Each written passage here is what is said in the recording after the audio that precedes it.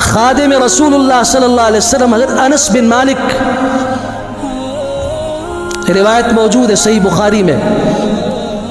فرماتے ہیں کنت امشی مع رسول اللہ صلی اللہ علیہ وسلم وعلیہ برد نجرانی غلیظ الحاشیہ،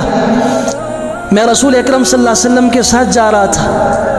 آپ علیہ السلام نے چادر اوڑی ہوئی تھی، اس چادر کے جو اطراف تھے کھردرے تھے، سخت تھے۔ جاء اعرابی، ایک دیہاتی آیا، سواری سے اترا اور اس نے فجبد رسول اللہ صلی اللہ علیہ وسلم، اس نے اس چادر سے حضور صلی اللہ علیہ وسلم کو کھینچا، آداب سے واقف نہیں، دیہاتی ہے، سواری سے اتر کے حضور صلی اللہ علیہ وسلم کی اس موٹی چادر کو جو سخت تھی کھینچا اس نے،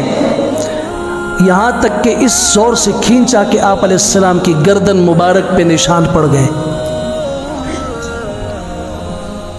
میں غصے سے سرخ ہوا،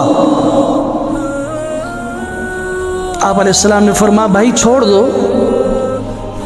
اس نے چھوڑا، آپ نے مسکرا کے فرمایا فالتفت الیہ رسول اللہ صلی اللہ علیہ وسلم ثم ضحک، یا اللہ، آپ نے توجہ کی اس کی طرف اور پھر مسکرائے، ہنسے آپ، پھر آپ نے فرمایا کیا چاہتے ہو؟ مرلی بمال، میرے لیے حکم دیں، کچھ مجھے مال دیں۔ تو رسول اللہ صلی اللہ علیہ وسلم اور مسکرائے، ثم امر له بعطاء، پھر آپ علیہ السلام نے مجھے حکم دیے جاؤ اس کو کچھ ملے دے دو۔